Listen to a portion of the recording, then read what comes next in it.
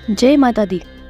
माँ कुष्मांडा की पूजा से आपको रोगों से दीर्घायु, सुख समृद्धि की प्राप्ति हो। आप और आपके परिवारजनों को माँ कुष्मांडा की पूजा का मंगल शुभकामनाएं। आज सुनिए नवरात्रि के चौथे दिन पूजी जाने वाली माँ कुष्मांडा की संपूर्ण कथा। माँ कुष्मांडा अष्टभुजाओं वाली देवी कहलाती है।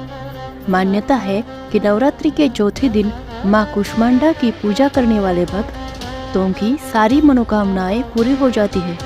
भक्त को सुख सौभाग्य की प्राप्ति होती है। अगर पढ़ने वाले छात्र अगर कुष्मांडा की पूजा करें तो उनकी बुद्धि और विवेक में भी वृद्धि होती है। माँ कुष्मांडा भक्तों को रोग, शोक, विनाश से मुक्त करके उन्हें आयु, यश, बल और बुद्धि प्रदान करती है। माँ कुष्मांडा शेर पर सवारी करते हुए प्रकट होती है। अष्टभुजाधारी माँ मस्तक पर रत्न जड़ित मुकुट धारण करती है और अत्यंत दिव्य रूप से सुशोभित होती है। माँ कुष्मांडा ने अपनी अष्टभुजाओं में कमंडल, कलश, कमल, सुदर्शन चक्र, गदा, धनुष और अक्षमाला धारण किया हुआ है। माँ कुष्मांडा का ये रूप भक्तों को जीवन शक्ति प्रदान करने वाला माना गया है। अब आप सभी माँ कुष्मांडा का ध्यान करते हुए माँ कुष्मांडा के प्रति अटूट श्रद्धा और भक्तिभाव के साथ इस दिव्य और परम पुण्यदायी कथा का रसपान कीजिए। सभी मिलकर प्रेम से बोलिए, कुष्मांडा माता की जय। किसी देश में सुशील नाम का एक निर्धन ब्राह्मण रहा करता था। रोज मिलने वाली भिक्षा से ही अपने कुटुंब का पालन पोषण करता था। उसका परिवार बहुत बड़ा था, इसलिए वो प्रातःकाल होते ही भिक्षा मांगने के लिए घर से निकल जाता और शाम होने पर लौट आता। फिर देवताओं, पितरों और माँ दुर्गा के साथ ही अतिथियों की पूजा करने के बाद आश्रित जनों को खिलाने के बाद ही वह स्वयं भोजन करता। इस तरह भिक्षा को वह भगवान का प्रसाद समझकर ग्रहण करता और इतना दुखी होने पर भी वो दूसरों की सहायता के लिए सदा तैयार रहता था। गरीबी के कारण उसका मन दुखी रहता था, फिर भी वह सदा धर्म कर्म में लगा रहता। अपनी इंद्रियों को उसने अपने वश में रखा था, इसलिए वह सदाचारी, धर्मात्मा और सत्यवादी था। उसके मन में कभी भी अहंकार, क्रोध और ईर्ष्या जैसे बुरे विचार उत्पन्न ही नहीं होते थे। एक बार उस ब्राह्मण के पास में सत्यव्रत नाम के एक तेजस्वी ऋषि आकर ठहरे। वे एक बहुत ही पहुंचे हुए तपस्वी थे। उनके समान विद्वान और सभी वेदों के ज्ञाता और कोई भी नहीं था। जल्दी ही बहुत सारे लोग उनके दर्शन करने के लिए आने लगे। उस ब्राह्मण के मन में भी तपस्वी से मिलने की इच्छा जागृत हुई और वह भी उसकी सेवा में उपस्थित हो गया। महर्षि सत्यव्रत को प्रणाम करके वह ब्राह्मण कहने लगा, हे ऋषिवर, आपकी बुद्धि अत्यंत विलक्षण है और आप समस्त शास्त्रों, विद्याओं और मंत्रों को जानने वाले हैं। मैं एक निर्धन, दरिद्र और बेसहारा ब्राह्मण हूँ। कृपया बताइए मुनिवर कि मेरी गरीबी, दरिद्रता, दुख, कष्ट किस प्रकार दूर हो सकते हैं। ब्राह्मण ने कहा, मुनिवर, आपसे यह पूछने के पीछे मेरा उद्देश्य केवल यही है कि मुझ में अपने परिवार का भरण पोषण करने की शक्ति आ जाए। धन के अभाव के कारण मैं उन्हें पर्याप्त रूप से सुख सुविधाएं नहीं दे पा रहा हूँ। हे दयानिधे, तप, दान, व्रत, मंत्र या कोई ऐसा जप, कोई ऐसा उपाय बताइए जिससे मैं अपने परिवार का पेट अच्छी तरह से भर सकूं और उन्हें सारी सुख सुविधाएं भी दे सकूं। मेरी बस इतनी इच्छा है कि मेरा परिवार सुखी हो जाए। प्रिय श्रोताओं, महर्षि सत्यव्रत ने सुशील ब्राह्मण को भगवती दुर्गा की महिमा बताते हुए नवरात्रि व्रत करने की सलाह दी। महर्षि सत्यव्रत ने उस ब्राह्मण से कहा, हे ब्राह्मण, अब मैं तुम्हें माता कुष्मांडा की कथा सुनाता हूँ। तुम भी अच्छे से मन लगाकर और पवित्र मन से, श्रद्धा, भक्ति भाव से इस कथा को सुनो। इस कथा को सुनने मात्र से व्यक्ति की अनेक प्रकार की बीमारियों का, अनेक दुखों का नाश हो जाता है। उसे सद्बुद्धि मिलती है और सुख समृद्धि की प्राप्ति होती है और उसके मन में माता के प्रति अटल भक्ति भी जागती है। तब की बात है जब संपूर्ण ब्रह्मांड अंधकार से भरे हुए एक शून्य के समान लग रहा था, लेकिन फिर दिव्य प्रकाश की एक किरण चारों ओर फैली, अंधेरा उजाले में बदल गया। अब उस प्रकाश की कोई सीमा नहीं थी। देखते ही देखते वह दिव्य प्रकाश एक दिव्य नारी के रूप में बदल गया और वह कोई नहीं बल्कि स्वयं माता कुष्मांडा थी। अपनी मंद हल्की हंसी के साथ अंड यानी ब्रह्मांड को उत्पन्न करने के कारण इन देवी को कुष्मांडा नाम से जाना जाता है और देवी कुष्मांडा के मुख के मुस्कान के कारण ब्रह्मांड का जन्म हुआ।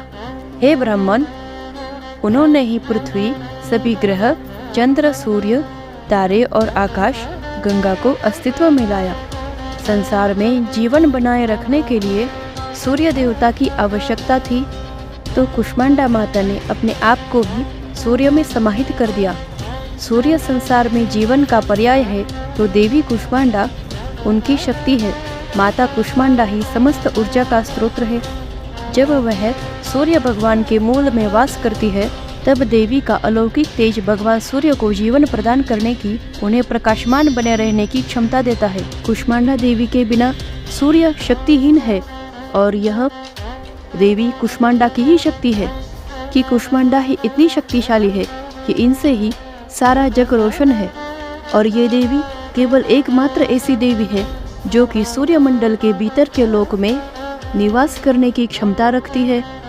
माँ की पूजा करने वाले व्यक्ति को अनेक प्रकार के सुखों की प्राप्ति होती है और ऐसा व्यक्ति अपने जन्म जन्मांतर के पापों से मुक्त होकर माँ की कृपा से इस जीवन में सभी प्रकार की सुख सुविधाओं की प्राप्ति कर सकता है। महर्षि ने आगे कहा, हे ब्राह्मण, माता कुष्मांडा स्तुति करने से आयु, यश, बुद्धि और बल में वृद्धि होती है। साथ ही सभी रोगों से मुक्ति मिलती है, दरिद्रता दूर होती है, सभी तरह की नकारात्मक शक्तियाँ दूर हो जाती है और हर समस्या का समाधान भी माता की कृपा से आसानी से मिल जाता है। इनकी पूजा करने से सुख, समृद्धि और उन्नति मिलती है, दुख और विपत्ति और कष्ट से मुक्ति मिल जाती है। प्रिय श्रोताओं, तब महर्षि सत्यव्रत के कहने पर, उनकी सलाह पर ब्राह्मण सुशील ने भी नवरात्रि के व्रतों को किया, माँ कुष्मांडा की स्तुति की और वह महर्षि सत्यव्रत को अपना गुरु बनाकर उनसे माया बीज नामक भुवनेश्वरी मंत्र की दीक्षा ली। इसके बाद नवरात्रि के व्रत रखकर उस मंत्र का सुशील ब्राह्मण ने नियमित रूप से जप आरंभ किया। उसने माता भवानी और माँ कुष्मांडा की भक्तिपूर्वक आराधना की और 9 वर्षों तक लगातार वह माँ भगवती के माया बीज मंत्र का निरंतर जाप करता रहा। उसकी भक्ति से प्रसन्न होकर तब माता ने नव वर्ष की नवरात्रि की अष्टमी को मध्यरात्रि में उसे स्वप्न में दर्शन दिए और इस प्रकार माँ कुष्मांडा की कृपा से सुशील ब्राह्मण की दरिद्रता दूर हुई। माँ भगवती की कृपा से उसके घर में सुख और समृद्धि के भंडार भर गए। सभी मिलकर प्रेम से बोलिए, कुष्मांडा मैया की जय। श्रोताओं, अब सुनिए महिषासुरमर्दिनी स्तोत्र का हिंदी अनुवाद। हे पर्वतराज हिमालय की कन्या, पृथ्वी को आनंदित करने वाली, संसार को हर्षित करने वाली, नंदीगण से नमस्कृत की जाने वाली, गिरिश्रेष्ठ विंध्याचल के शिखर पर निवास करने वाली, भगवान विष्णु को प्रसन्न रखने वाली, इंद्र से नमस्कृत होने वाली, भगवान शिव की भार्या के रूप में प्रतिष्ठित, विशाल कुटुंब वाली और ऐश्वर्य प्रदान करने वाली, ये भगवान शिव की पत्नी महिषासुरमर्दिनी पार्वती, आपकी जय हो, जय हो। जैवों को वरदान देने वाली, दुर्धर और दुर्मुख असुरों को मारने वाली और स्वयं में ही हर्षित रहने वाली, तीनों लोकों का पोषण करने वाली, शंकर को संतुष्ट करने वाली, पापों को हरने वाली और घोर गर्जना करने वाली, दानवों पर क्रोध करने वाली, अहंकारियों के घमंड को सुखा देने वाली, समुद्र की पुत्री, हे महिषासुर का मर्दन करने वाली, अपने बालों की लता से आकर्षित करने वाली, पर्वत की पुत्री, तुम्हारी जय हो, जय हो, जय हो। हे जगन माता, मेरी माँ, प्रेम से कदम्ब के वन में वास करने वाली, हास्य भाव में रहने वाली, हिमालय के शिखर पर स्थित, अपने भवन में विराजित, मधु की तरह मधुर, मधुकैटभ का मद नष्ट करने वाली, महिष को विदीर्ण करने वाली, सदा युद्ध में लिप्त रहने वाली, हे महिषासुर का मर्दन करने वाली, अपने बालों की लता से आकर्षित करने वाली, पर्वत की पुत्री तुम्हारी सदा जय हो, जय हो, जय हो। शत्रुओं के हाथियों की सुंड काटने वाली, उनके 100 टुकड़े करने वाली, जिनका सिंह शत्रुओं के हाथियों के सर अलग अलग टुकड़े कर देता है, अपनी भुजाओं के अस्त्रों से चंड और मुंड के शीश काटने वाली, हे महिषासुर का मर्दन करने वाली, अपने बालों की लता से आकर्षित करने वाली, पर्वत की पुत्री तुम्हारी जय हो, जय हो, जय हो।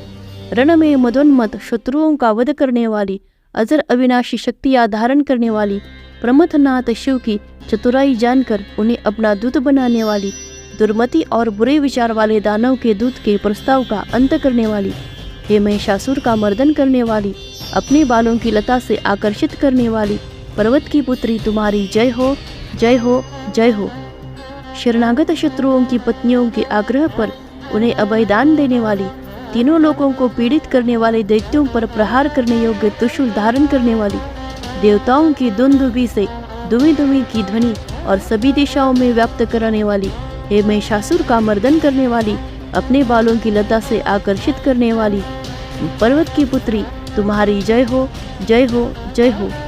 मात्र अपनी हुंकार से धूम्रलोचन राक्षस को धूम्र के समान भस्म करने वाली, युद्ध में कुपित रक्त बीज के रक्त से उत्पन्न अन्य रक्त बीजों का रक्त पीने वाली, शुंभ और निशुंभ दैत्यों की बलि से शिव और भूत प्रेतों के को तृप्त करने वाली, हे महिषासुर का मर्दन करने वाली, अपने बालों की लता से आकर्षित करने वाली, पर्वत की पुत्री तुम्हारी जय हो, जय हो, जय हो। युद्ध भूमि में जिनके हाथों के कंगन धनुष के साथ चमकते हैं, जिनके सोने के तीर शत्रुओं को विदीर्ण करके लाल हो जाते हैं और उनकी चीखें निकालते हैं, चारों प्रकार की सेनाओं, हाथी, घोड़ा, पैदल, रथ का संहार करने वाली, अनेक प्रकार की ध्वनि करने वाले बटुकों को उत्पन्न करने वाली, हे महिषासुर का मर्दन करने वाली, अपनी बालों की लता से आकर्षित करने वाली, पर्वत की पुत्री तुम्हारी जय हो, जय हो, जय हो। देवांगनाओं के तत्था थेय थेय आदि शब्दों से युक्त भावमय नृत्य में मग्न रहने वाली, कुकुत अड्डी विभिन्न प्रकार के मात्राओं वाले स्वर्गीय गीतों को सुनने में लीन, हृदय की दो धुकुट धीमी धीमी आदि गंभीर ध्वनि सुनने में लिप्त रहने वाली, हे महिषासुर का मर्दन करने वाली, अपने बालों की लता से आकर्षित करने वाली, पर्वत की पुत्री तुम्हारी जय हो, जय हो, जय हो। जय जयकार करने से स्तुति करने वाले समस्त विश्व के द्वारा नमस्कृत, अपने नपुर के झंझन और झिंझिमी शब्दों से भूतपति महादेव को मोहित करने वाली, नटी नटों के नायक अर्धनारीश्वर के नृत्य से सुशोभित नाट्य में तल्लीन रहने वाली, हे महिषासुर का मर्दन करने वाली, अपनी बालों की लताओं से आकर्षित करने वाली, पर्वत की पुत्री तुम्हारी जय हो, जय हो, जय हो। आकर्षक कांति के साथ अति सुंदर मन से युक्त और रात्रि के आश्रय अर्थात चंद्रदेव की आभा को अपने शरीर की सुंदरता से फीका करने वाली, काल भंवरे के समान सुंदर नेत्रों वाली, हे महिषासुर का मर्दन करने वाली, अपनी बालों की लता से आकर्षित करने वाली, पर्वत की पुत्री तुम्हारी जय हो, जय हो, जय हो। महायोद्धाओं से युद्ध में चमेली की पुष्पों की भांति कोमल स्त्रियों के साथ रहने वाली तथा चमेली की लताओं की भांति कोमल बिल स्त्रियों से जो जिंगुरों की झुंड की भांति घिरी हुई है, चेहरे पर उल्लास से उत्पन्न उषा काल के सूर्य और खिले हुए लाल फूल के समान मुस्कान वाली, हे महिषासुर का मर्दन करने वाली, अपनी बालों की लताओं से आकर्षित करने वाली, पर्वत की पुत्री तुम्हारी जय हो, जय हो, जय हो। जिसके कानों के अविरल मदद सदा मद बहता रहता है, उस हाथी के समान उत्तेजित, हे गजेश्वरी, तीनों लोकों की आभूषण रूप सौंदर्य शक्ति और कलाओं से सुशोभित है, राजपुत्री, सुंदर मुस्कान वाली स्त्रियों को पाने के लिए मन में मोह उत्पन्न कराने वाली, कामदेव की पुत्री के समान, हे महिषासुर का मर्दन करने वाली, अपनी बालों की लताओं से आकर्षित करने वाली, पर्वत की पुत्री तुम्हारी जय हो, जय हो, जय हो। जिनका कमल दल के समान कोमल स्वच्छ और कांति से युक्त मस्तक है, हंसों के समान जिनकी चाल है, जिससे सभी कलाओं का उद्भव हुआ है, जिनके बालों के भौरों से घिरे कुमुदनी के फूल और बकुल के पुष्प सुशोभित है, उन महिषासुर का मर्दन करने वाली, अपने बालों की लता से आकर्षित करने वाली, पर्वत की पुत्री तुम्हारी जय हो, जय हो, जय हो। जिनके हाथों की मुरली से बहने वाली ध्वनि से कोयल की आवाज भी लज्जित हो जाती है, जो खिले हुए फूलों से रंगीन पर्वतों से विचरती हुई पुलिंद जनजातियों की स्त्रियों के साथ मनोहर गीत गाती है, जो सद्गुणों से संपन्न शबरी जाति की स्त्रियों के साथ खिलती है, उन महिषासुर का मर्दन करने वाली, अपने बालों की लता से आकर्षित करने वाली पर्वत की पुत्री की जय हो, जय हो, जय हो।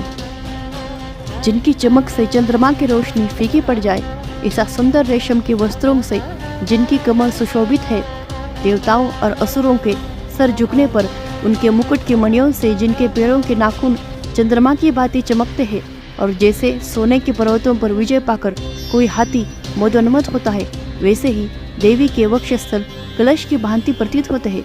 ऐसी ही महिषासुर का मर्दन करने वाली, अपने बालों की लता से आकर्षित करने वाली पर्वत की पुत्री आपकी जय हो, जय हो, जय हो। सहस्त्रों दैत्यों के सहस्त्रों हाथों से सहस्त्रों युद्ध जीतने वाली, सहस्त्रों हाथों से पूजित सुरतारक उत्पन्न करने वाली, उसका तारकासुर के साथ युद्ध कराने वाली, राजा सूरथ और समाधि नामक वैश्य की भक्ति से समान रूप से संतुष्ट होने वाली, हे महिषासुर का मर्दन करने वाली, बालों की लता से आकर्षित करने वाली पर्वत की पुत्री तुम्हारी जय हो, जय हो, जय हो। जो भी तुम्हारे दयामय पद कमलों की सेवा करता है, हे कमले, वह व्यक्ति कमला निवास धनी कैसे न बने। हे शिवे, तुम्हारे पद कमल ही परम पद है, उनका ध्यान करने पर भी परम पद में कैसे नहीं पाऊंगा। हे महिषासुर का मर्दन करने वाली, अपनी बालों की लता से आकर्षित करने वाली पर्वत की पुत्री तुम्हारी जय हो, जय हो, जय हो। सोने के समान चमकते हुए नदी के जल से जो तुम्हें रंग भवन में छिड़काव करेगा, वह इंद्राणी के वक्ष से आलिंगित होने वाले इंद्र के समान सुखानुभूति क्यों न पाएगा। हे महासरस्वती, तुम में मांगल्य का निवास है, मैं तुम्हारे चरण में शरण लेता हूँ। हे महिषासुर का मर्दन करने वाली, अपनी बालों की लताओं से आकर्षित करने वाली पर्वत की पुत्री तुम्हारी जय हो, जय हो, जय हो। तुम्हारा निर्मल चंद्र समान मुख चंद्रमा का निवास है, जो सभी अशुद्धियों को दूर कर देता है। नहीं तो क्यों मेरा मन इंद्रपुरी की सुंदर स्त्रियों से विमुख हो गया। मेरे मत के अनुसार तुम्हारी कृपा के बिना शिव नाम के धन की प्राप्ति कैसे संभव हो सकती है। हे महिषासुर का मर्दन करने वाली, बालों की लता से आकर्षित करने वाली पर्वत की पुत्री तुम्हारी जय हो, जय हो, जय हो। हे दीनों पर दया करने वाली उमा, मुझ पर भी दया कर ही दो। हे जगत जननी, जैसा तुम दया की वर्षा करती हो, वैसे ही तीरों की भी वर्षा करती हो। इसलिए इस समय जैसा तुम्हें उचित लगे वैसा करो, मेरे पाप और ताप दूर करो। हे महिषासुर का मर्दन करने वाली, अपनी बालों की लताओं से आकर्षित करने वाली, हे पर्वत की पुत्री तुम्हारी जय हो, जय हो, जय हो। प्रिय सभी भक्तों, अब हम माता रानी से क्षमा याचना करते हैं, ताकि हमारे द्वारा किए हुए किसी भी गलती के लिए माता रानी हमें क्षमा कर सके। हे परमेश्वरी, मेरे द्वारा रात दिन सहस्त्रों अपराध होते रहे हैं, तथा आप मुझे कृपा पूर्वक अपने उन अपराधों के लिए क्षमा कर दो। ना तो मैं आवाहन करना जानती हूँ, ना ही विसर्जन करना जानती हूँ, और ना तो पूजा ही करना जानती हूँ। हे परमेश्वरी, मुझे क्षमा करो। हे सुरेश्वरी, मैंने जो मंत्रहीन, क्रियाहीन और भक्तिहीन पूजन किया है, वह सब आपकी दया से पूर्ण हो। सैकड़ों अपराध करके भी भक्त आपकी शरण में आकर केवल जगदम्ब कहकर ही मोक्ष को प्राप्त करते हैं, जिसे ब्रह्मादि देवगण भी पाने में असमर्थ होते हैं। हे जगदम्बिके, मैं अपराधी हूँ, किंतु आपकी शरण में आई हूँ, अतः इस समय मैं दया की पात्र हूँ। आप जैसा चाहो वैसा करो। अज्ञानवश या बुद्धि भ्रम होने के कारण भूल से मैंने कुछ भी कम या अधिक कर दिया हो, हे देवी, हे परमेश्वरी, सब अपराध क्षमा करो और मुझ पर प्रसन्न हो। हे सच्चिदानंद स्वरूपिणी, आप प्रेम पूर्वक मेरी पूजा स्वीकार करो और मुझ पर प्रसन्न हो। आप गुप्त से भी गुप्त वस्तु की रक्षा करने वाली हो। आप मेरे किए हुए इस जप को ग्रहण करके मेरे सभी अपराधों को क्षमा करो।